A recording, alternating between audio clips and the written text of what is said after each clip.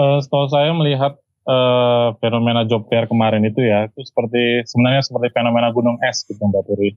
Job mismatch gitu ya, di mana lembaga pendidikan menghasilkan kualitas atau kompetensi lulusan yang ternyata tidak sesuai dengan kebutuhan industri gitu. Kemudian ditambah lagi dari awal tahun ini tingkat PHK yang tinggi itu kita alami itu di Indonesia, sehingga kita lihat pucuknya itu ya kekeosan ketika melakukan job fair itu.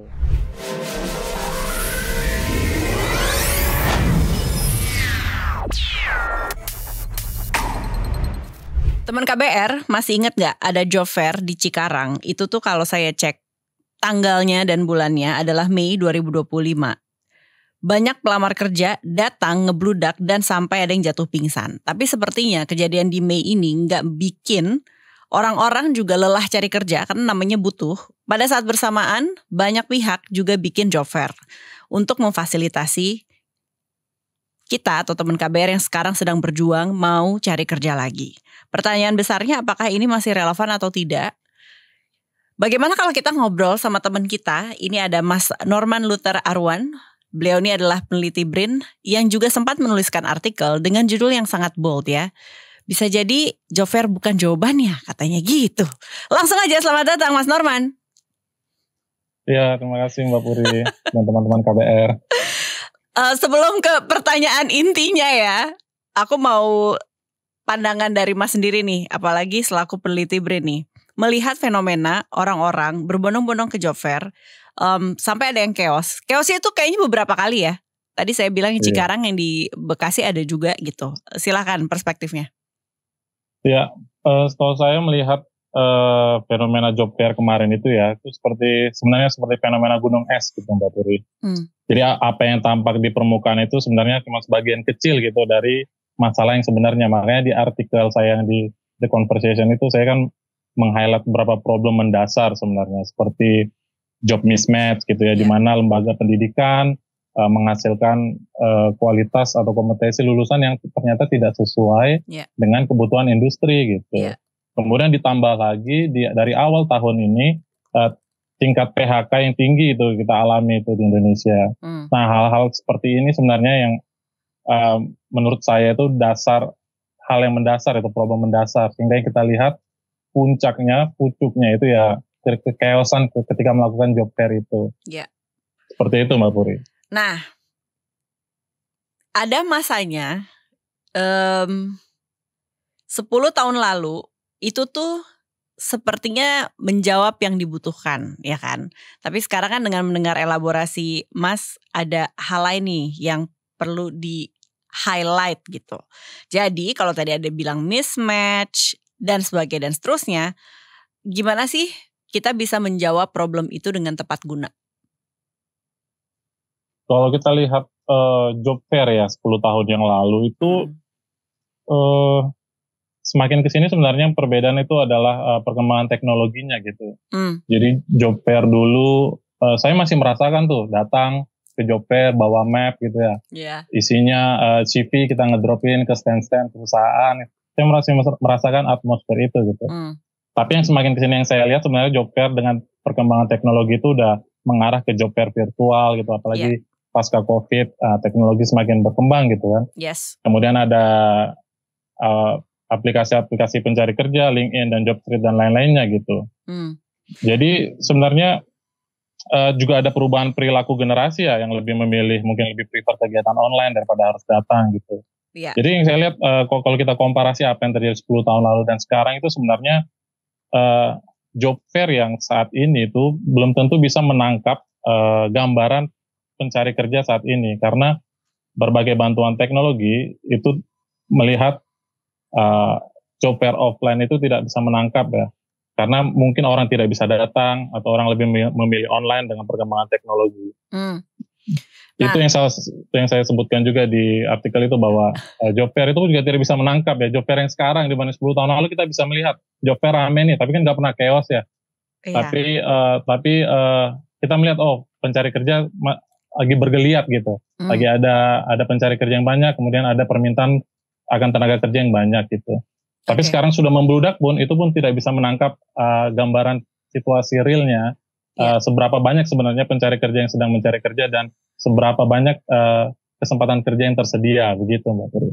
Nah ini langsung aja sih ke solusi. Artinya kita sepakatkan dengan adanya teknologi, harusnya bisa reach-nya lebih banyak dong gitu. Maksudnya kalau dulu kita harus pergi offline saja, sekarang bisa offline dan online. Artinya kesempatan kerjanya ada.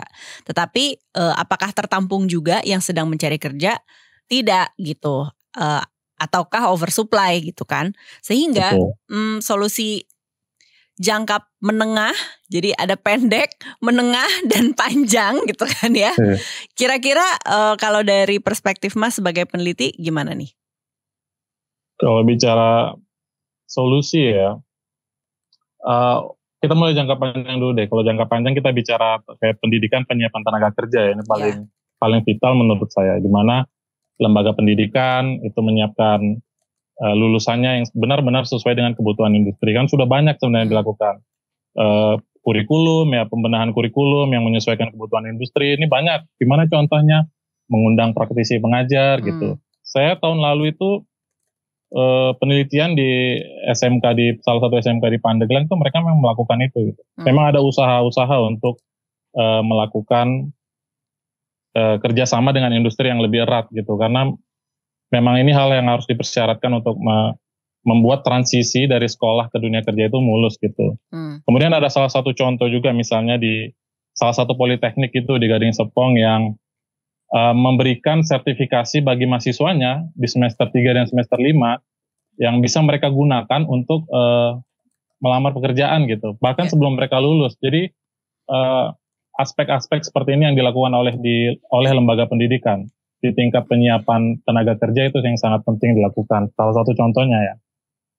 Kemudian untuk jangka menengah, jangka pendek ya sebenarnya job fair masih relevan, jujur saja, tentu saja job fair masih relevan. Kita melihat job fair sebagai akses ya terhadap kesempatan kerja. Jadi kalau kita melihatnya sebagai pintu akses kan harus kita buka seluas-luasnya kan, bisa dari job fair, bisa dari penempatan langsung, kerjasama dengan industri dan sekolah. Nah, hal seperti ini tentu masih sangat relevan dalam jangka pendek dan menengah.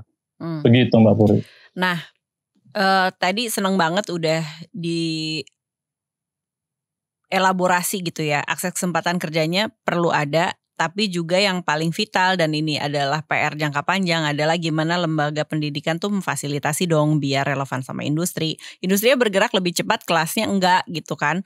Nah, saya pribadi tuh kalau ngelihat sebenarnya kalau pengambil kebijakannya kan ada di Kementerian Ketenagakerjaan sama Kementerian Pendidikan nih. Apapun yang sedang diolah di masing-masing kementerian ini, align gak sih? Gak cuman sekarang tapi juga katakanlah di masa lalu nih. Apakah ini selalu berjalan beriringan apa enggak? Kayak gimana nih perspektif Mas? Nah itu menarik ya, menarik sekali pertanyaan Mbak Puri. Jadi memang selalu ada apa yang disebut permasalahan laten ego sektoral, tapi ketika membahas ketenaga kerjaan, kita punya komite vokasi nasional sebenarnya. Jadi setiap kita membahas tentang vokasi penyiapan tenaga kerja itu tidak pernah one man show, tidak pernah ada satu kementerian atau satu lembaga yang berjalan sendiri. Komite vokasi di tingkat nasional bahkan di tingkat daerah itu ada, isinya Kementerian Tenaga Kerja, Kementerian Pendidikan. Terus sekarang namanya berubah-ubah ya. Sekarang ada Kemendikbudristek dan Kemendikbudrismen gitu. Kemudian ada pemerintah di tingkat provinsi, itu semua dilibatkan, Mbak. Jadi memang dalam penyiapan tenaga kerja tidak bisa one man show, semua multi stakeholder selalu dilibatkan dalam perumusan kebijakan. Yang saya perhatikan seperti itu. Baik, apakah jalannya sekarang sudah bisa mengikuti apa yang diminta industri? Karena kan kenapa saya pakai kata industri? Karena kalau kita tidak relevan maka kita tidak menjawab kebutuhan kan, sebenarnya kan gitu ya. Nah, apakah yang sudah diupayakan oleh pengambil kebijakan dan cross sektoral ini ya, termasuk Pemda, Pemprov, bahkan pengajarnya itu sendiri, ini sudah bisa mengikuti percepatan di luar? Nah itu yang memang masih menjadi persoalan memang sebenarnya. Jadi membuat kebijakan dan mengimplementasikan adalah dua hal yang berbeda ya Mbak. Jadi kebijakannya kalau kita lihat memang bagus, melibatkan semua pihak, tapi memang kita lihat di realitanya di lapangan memang masih belum bisa berjalan dengan baik ya. Ya ditunjukkan oleh job mismatch masih tinggi gitu ya. Keterserapan tenaga kerja masih rendah. Sektor-sektor yang menyerap tenaga kerja lebih banyak itu tidak bergerak di sektor-sektor yang dipersiapkan justru. Saya mau pivot sedikit ke perkembangan teknologi. Tadi udah sempat diulas sedikit aja, tapi kan sekarang buzzwordnya adalah AI ya. Dan betapa ini kalau kita lihat setahun ke belakang aja berubahnya udah cepat, yang berimbas pada cukup banyak industri yang terkena layoff massal, yang artinya apa yang mereka usahakan mungkin sudah tidak relevan sekarang. Sekarang ada AI gitu. Apa yang bisa kita antisipasi walaupun ini sudah mulai terjadi ya, supaya pekerja-pekerja yang sekarang tetap bisa menjawab permasalahan di masa datang dengan adanya AI ini? Ya betul. Korelasi AI ya dengan tingkat pengangguran, perdebatannya tentu saja AI menggantikan pekerjaan manusia gitu ya. Dan sudah mulai real, sudah mulai terlihat gitu. Di sektor seperti customer service itu sudah banyak menggunakan AI. Jadi sebenarnya mereka-mereka ini tenaga kerja yang tergantikan oleh teknologi ini, mereka butuh apa sih? Sebenarnya mereka butuh apa yang disebut sebagai reskilling. Yaitu melatih, memberikan mereka keterampilan yang lebih menyesuaikan industri saat ini gitu. Nah, siapa yang bisa melakukan ini? Ada dua aktor sebenarnya. Dari pemerintah bisa mereka punya BLKD, Balai Latihan Kerja, kemudian dari sektor swasta yang punya juga lembaga pelatihan kerja. Tapi yang ada saat ini seberapa bisa menjawab ke arah kebutuhan tenaga kerja di masa depan, saya masih meragukan ya, karena di BLKD dan lembaga pelatihan kerja juga punya permasalahan tersendiri ya, seperti fasilitas yang kurang memadai, peralatan yang ketinggalan zaman, itu juga masih membayangin pusat-pusat pelatihan kerja milik pemerintah dan swasta. Tapi memang ini harus menjadi perhatian. Saya sendiri punya concern di topik ini, bagaimana sebenarnya BLK dan LPK ini punya peran untuk reskilling para tenaga kerja yang tergantikan oleh teknologi. Karena mereka harus kemana lagi gitu. Iya. Sepakat. Jadi sekarang kita semua, Indonesia, tidak hanya Indonesia sih sebenarnya, negara dimanapun dengan geopolitik yang terjadi saat ini tuh sedang merasa tidak baik-baik aja secara ekonomi gitu kan. Tapi kira-kira dalam proyeksi 5 tahun ke depan, industri apa nih yang kayaknya akan dapat momentum lepas dari AI dan teknologi ya? Ada hal lain yang perlu bisa kita gali dan bahkan bisa jadi keunggulan Indonesia di sini. Saya belum melihat banyak perubahan secara struktural ya, dalam sektor-sektor perekonomian di Indonesia. Karena kalau kita lihat data saat ini gitu misalnya, sektor yang paling banyak menyerap tenaga kerja, sektor pertanian, kehutanan, perikanan. Kemudian mulai ini memang ada sektor yang tumbuh seperti perdagangan besar dan eceran gitu, otomotif. Kemudian ada sektor manufaktur juga masih merupakan sektor yang penting gitu. Nah kalau kita lihat sektor ini Mbak Puri, itu sektor-sektor yang padat karya gitu. Yes. Sebenarnya kalau dari secara literatur itu dikatakan identik dengan SDM atau keterampilan yang rendah gitu ya. Jadi sebenarnya kuncinya ke depan itu adalah peningkatan SDM menurut saya. Melalui apa? Melalui pendidikan dan pelatihan vokasi. Karena untuk menghasilkan SDM-SDM yang berkualitas, dengan sendirinya sektor nanti akan bergeser gitu ke arah industri-industri jasa. Karena negara maju kan mereka kan shifting dari yang sebelumnya manufaktur atau eksploitasi sumber daya alam menuju ke sektor-sektor jasa. Seperti itu Mbak Puri. Ini kalau kita lihat apa yang terjadi saat ini ya, yang kena layoff kan juga ada ya Mas, dan mereka harus survive gitu. Dan juga yang bukan first jobber, yang fresh graduate belum pecah telur, punya pekerjaan pertama. Apakah membuka usaha dan pekerjaan informal bisa menjawab tantangan ini? Jika ya, maka kan skillnya akan berbeda nih. Betul. Kira-kira skill apa yang krusial perlu dipunya dan terus diasah? Ya, kalau berbicara wirausaha Mbak Puri itu memang bisa ya menjawab tantangan pengangguran.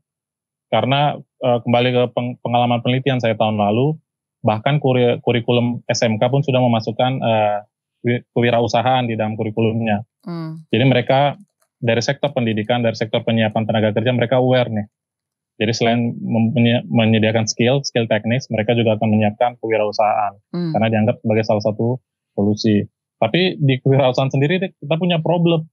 Kita punya problem seperti apa sih mentalitas wirausaha itu sering muncul. Jadi masih ada stigma takut gagal. Kita mungkin takut ya, kalau sebagai wirausaha tuh takut gagal, takut jadi aib gitu. Itu muncul. Kemudian akses permodalan gitu. Masih sulit mendapatkan modal ketika seseorang memutuskan untuk memulai usaha. Kemudian akses pasar juga yang masih terbatas. Itu seperti pemasaran yang lemah, kemudian harus bersaing, ini salah satu yang penting juga, dengan produk impor yang lebih murah. Nah, banyak sebenarnya hambatan problem-problem di kewirausahaan ini. Makanya ini ditunjukkan, terlihat pada rasio wirausaha Indonesia itu sebenarnya masih kecil, Mbak Puri. Hanya 3,35% dari total angkatan kerja per tahun 2024. Itu suatu yang sangat kecil, dengan problem yang cukup banyak. Seperti itu. Berarti kalau ada negara lain yang bisa kita adopsi ya, misalnya negara yang tadinya gila dulu mereka tuh pengangguran banyak banget tapi sekarang mereka thriving gitu kan. Ada gak sih yang bisa kita lihat sehingga kita adopsi biar kita kayak mereka gitu? Iya, menarik sekali kalau kita lihat negara tetangga ya Mbak, Southeast Asia lah gitu ya, terlepas dari sistem politik dan pemerintahan yang bervariasi yang beda-beda ya. Iya. Sebenarnya kalau kita lihat ya secara garis besar itu mirip-mirip kebijakan kita punya, mereka punya. Cuman yang agak beda dikit mungkin Singapura ya. Singapura yang udah lebih maju, mereka punya kebijakan yang lebih detail tuh. Misalnya ada subsidi upah buat pekerja umur 40 sampai 50 tahun. Itu mereka udah sangat spesifik karena mereka sudah sangat maju. Tapi menarik kalau kita lihat Vietnam deh misalnya. Dengan pertumbuhan ekonomi itu 7,1% tahun lalu. Dengan tingkat pengangguran 2%. Kalau Indonesia kan sekitar 4, sekian persen gitu ya. Tingkat pengangguran. Kebijakannya coba kita lihat gitu. Mereka punya asuransi bantuan pengangguran gitu. Jadi pekerja yang menganggur tuh mereka yang terlibat dalam asuransi pengangguran itu mereka berhak mendapatkan subsidi pelatihan kejuruan untuk program-program di bawah 3 bulan. Kemudian ada juga skema yang serupa untuk mereka yang terkena PHK. Kemudian mereka punya Vietnam Skills Framework gitu ya, yang menyelaraskan kurikulum vokasinya dengan kebutuhan bisnis modern gitu. Nah, kalau kita lihat ke Indonesia, kita juga punya Mbak Puri. Kita punya prakerja kan? Iya, kita punya prakerja yang terkoneksi dengan JKP. Kita punya jaminan kehilangan pekerjaan, Mbak. Jadi ketika seorang di PHK dan dia ikut dalam skema perlindungan sosial jaminan kehilangan pekerjaan, mereka mendapatkan upah 6 bulan, selama 6 bulan tetap mendapatkan upah. Yes. Dari skema ini, kemudian mereka dapat akses ke pelatihan kerja melalui kartu prakerja dan melalui BLK, Balai Latihan Kerja. Nah, terkait Vietnam Skills Framework, kita juga punya tuh peta jalan vokasi, Indonesia punya seperti itu yang untuk menyelaraskan ya kebutuhan industri dan pendidikan.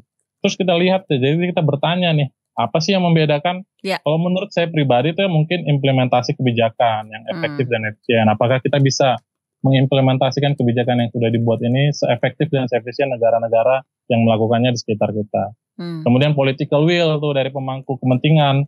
Seberapa hal ini tuh menjadi prioritas sih buat pemangku kepentingan saat ini. Begitu Mbak Puri. Oke. Senang banget sebenarnya episode ini juga didengar oleh beliau-beliau gitu ya. Supaya bisa implementasinya langsung efektif, tepat guna gitu kan. Cuman saya juga berharap satu hal, tapi dari masing-masing individu kan juga perlu perlu melakukan sesuatu lah di masa yang kita anggap lagi susah nih sekarang 2025. Apa sih yang kita bisa lakukan ketika sekarang kan sebenarnya kalau ada Jobstreet, ada LinkedIn, kita juga bisa loh kerja remote untuk perusahaan luar negeri, tapi posisi di Indonesia. Nah, kenapa tipe-tipe pekerjaan seperti ini itu tuh belum bisa dijawab oleh SDM kita? Katakanlah di kota urban deh, karena kenapa bilang kota urban? Karena harusnya internet connection-nya udah oke, gitu kan? Ada gap kan berarti di situ. Apa gap terbesarnya?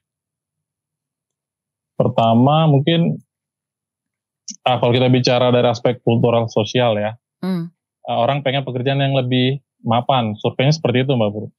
Seseorang tuh ingin pekerjaan lebih mapan, gaji yang teratur, bahkan punya jam kerja yang teratur, itu masih merupakan idaman. ASN, PNS masih merupakan pekerjaan idaman calon tenaga kerja di Indonesia. Jadi kalau dikaitkan dengan pekerjaan seperti itu ya, kita bilangnya sih di dalam istilah keilmuan itu gig worker ya, yang munculnya gig work itu juga masih memiliki banyak masalah sebenarnya terkait perlindungan pekerjaannya, asuransi, kemudian jam kerja yang cukup tinggi sebenarnya. Kalau misalnya kantornya berada di belahan dunia yang lain, mereka harus standby-nya di jam yang berbeda kan dengan kita. Karena faktor-faktor seperti itu masih jadi masalah juga. Terkait selain faktor teknis ya, skill yang belum memadai dan bahasa, skill komunikasi yang masih belum memadai.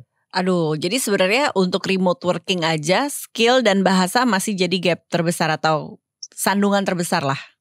Betul. Oke, ketika padahal India aja kan sebenarnya dengan konsep ini bisa menyerap banyak tenaga kerja dan akhirnya jadi terdengar gitu ya bunyinya di skema global karena mereka penduduknya banyak. Betul. Kita juga penduduknya banyak, tapi belum sampai situ ya. Betul. Oke. Alright. Ada lagi nggak pekerjaan-pekerjaan tipe remote working yang sebenarnya demand dunianya ada ya? Saya ingat dalam 5 tahun 5 tahun lalu tuh SEO jadi buzzword nih. Apakah Mas udah ada data kira-kira sebenarnya tipe remote working yang Indonesia bisa provide karena mungkin jumlahnya banyak ya? Lepas dari bahasanya, itu apa sih yang dunia cari?